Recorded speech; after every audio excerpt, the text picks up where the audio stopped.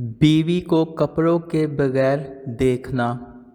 شوہر اور بیوی آپس میں کپڑے اتار کر بالکل ننگے ہو سکتے ہیں یا نہیں؟ بیوی کو بغیر کپڑوں کے دیکھنے کے بارے میں حضور اکرم صلی اللہ علیہ وآلہ وسلم نے کیا ارشاد فرمایا؟ بسم اللہ الرحمن الرحیم۔ السلام علیکم۔ رب ذوالجلال کے بابرکت نام سے شروع کرتا ہوں جو دلوں کے حال جانتا ہے۔ حضرت جابر بن عبداللہ سے روایت ہے، انہوں نے فرمایا کہ یہودی کہا کرتے تھے کہ جو کوئی پچھلی طرف سے ہو کر عورت سے اگلی جگہ میں مباشرت کرتا ہے اس کا بیٹا بھینگا پیدا ہوتا ہے۔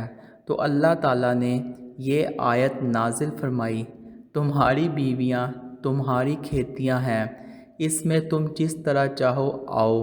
حضرت عائشہ صدیقہ رضی اللہ تعالیٰ عنہا فرماتی ہیں، میں اللہ کے رسول صلی اللہ علیہ وآلہ وسلم کے ساتھ ایک ہی برتن سے غسل کیا کرتی تھی۔ آپ صلی اللہ علیہ وآلہ وسلم مجھ پر سبقت فرماتے تو میں کہتی مجھے بھی پانی دیجیے۔ ایک اور روایت میں ہے، حضرت عائشہ رضی اللہ تعالیٰ عنہا فرماتی ہیں کہ نہاتے وقت میرا اور رسول اللہ صلی اللہ علیہ وآلہ وسلم کا ہاتھ برتن سے پانی لینے میں آگے پیچھے ہوتا تھا، اور حضرت عائشہ رضی اللہ تعالیٰ عنہا فرماتی ہیں نہ تو آپ صلی اللہ علیہ وآلہ وسلم نے کبھی میرے سطر کی طرف دیکھا اور نہ ہی میں نے کبھی صلی اللہ علیہ وآلہ وسلم کے سطر کی طرف دیکھا۔ میاں بیوی کے تعلق سے کچھ ایسے مسائل ہیں جن کا جاننا انتہائی ضروری ہے، مگر ہماری اکثریت اس سے لا علم ہے، کیونکہ دینی کتب ہم پڑھتے نہیں اور عالم دین سے پوچھنے میں ہمیں شرم آتی ہے۔ اللہ تعالیٰ حق بات سے نہیں شرماتا، اور حق بات جو قرآن مجید میں کھول کر بیان کی گئی ہے کہ میاں بیوی ایک کے ساتھ غسل کر سکتے ہیں، ان کے لیے ایک دوسرے کے سارے بدن کو دیکھنا جائز ہے، البتہ شرمگاہ کی طرف دیکھنا خلاف ادب اور ناپسندیدہ عمل ہے، خاص کر جمعہ کے وقت بات کرنا مکروہ ہے، اس سے بچے کے توتلے ہونے کا خطرہ ہوتا ہے۔ اس طرح عورت کی شرمگاہ کی طرف نظر کرنے سے بھی بچنا چاہیے، ورنہ بچے کے اندھے ہونے کا امکان ہوتا ہے۔ یوں ہی بالکل برہنہ یعنی بالکل ننگے ہو کر بھی صحبت نہ کرے، ورنہ بچے کے بے حیا ہونے کا اندیشہ ہوتا ہے۔ حضرت عائشہ صدیقہ رضی اللہ تعالیٰ عنہا نے عرض کیا، یا رسول اللہ صلی اللہ علیہ وآلہ وسلم، عورتوں کو تو بہت ثواب مل گیا، مگر مردوں کے بارے میں بھی ارشاد فرمائیے۔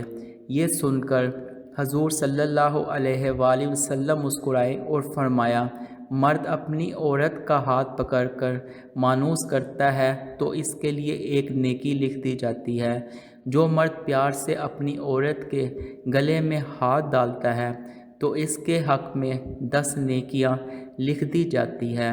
جب وہ اپنی عورت سے مباشرت کرتا ہے تو دنیا مافیا سے افضل ہو جاتا ہے، اور جب وہ غسل کرتا ہے تو بدن کے جس بال پر سے پانی گزرتا ہے تو اس کے لیے ہر بال کے بدلے میں ایک نیکی لکھ دی جاتی ہے، اور ایک گناہ معاف ہو جاتا ہے، اور ایک درجہ بلند کر دیا جاتا ہے۔ اور غسل کرنے کی وجہ سے جو چیز دی جاتی ہے وہ دنیا مافیا سے بہت بہتر ہے، اور بے شک اللہ تعالیٰ اس پر فخر کرتا ہے اور فرشتوں سے کہتا ہے کہ میرے بندے کی طرف دیکھو، کیسی سرد رات میں غسل جنابت کے لیے اٹھا ہے، اور اس بات پر یقین رکھتا ہے کہ میں اس کا رب ہوں۔ تم اس بات پر گواہ رہو گے کہ میں نے اس کو بخش دیا۔ جمعرات اور جمعے کو ہم بستری اور غسل کرنے کی ترغیب اس لیے دی گئی ہے کیونکہ مردوں کو نماز جمعہ کی ادائیگی کے لیے جامع مسجد جانا ہوتا ہے، تاکہ آتے جاتے کہیں نظر پڑنے سے طبیعت میں کسی قسم کی شہوت پیدا نہ ہو، اور خواہش نفس سے اطمینان ہونے کے سبب نماز اور خطبے میں دل جمی حاصل ہو جائے۔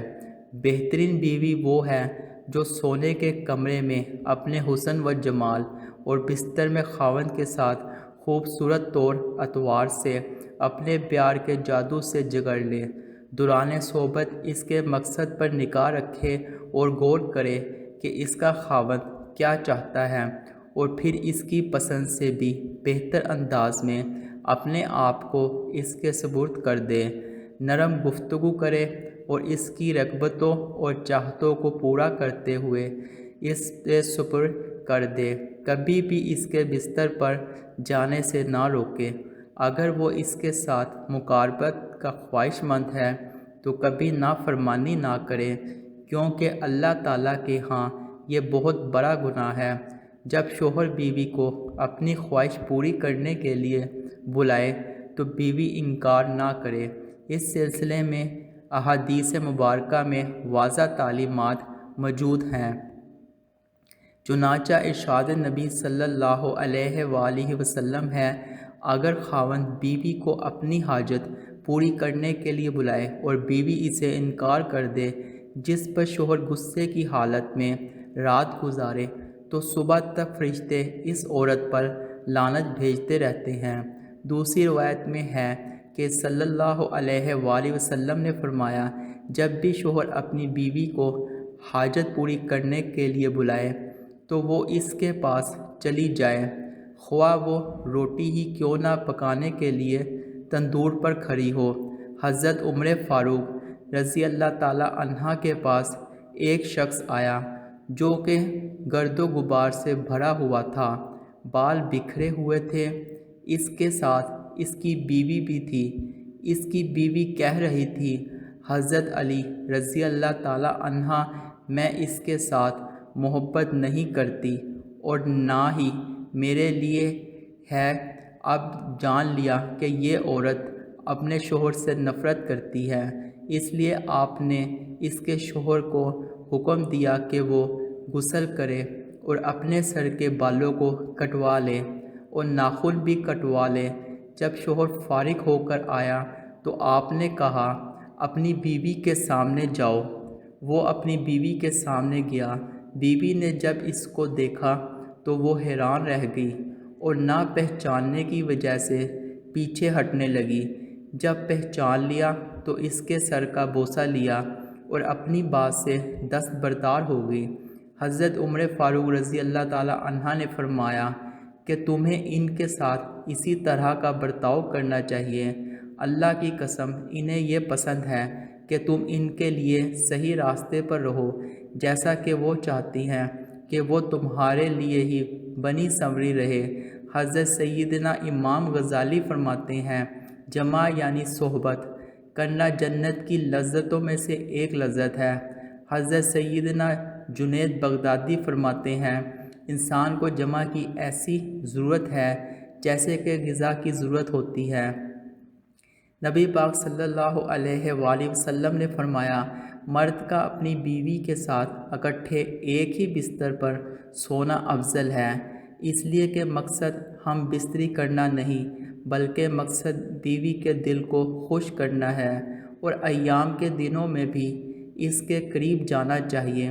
سیدنا عبداللہ بن عباس سے روایت ہے کہ نبی پاک صلی اللہ علیہ وآلہ وسلم نے فرمایا، جو آدمی اپنی بیوی کے پاس آنے سے پہلے یہ دعا پڑھتا ہے، ترجمہ، اللہ کے نام کے ساتھ، اے اللہ مجھے بھی شیطان سے بچا اور اس اولاد کو بھی شیطان سے محفوظ رکھ جو تو مجھے عطا کرے گا۔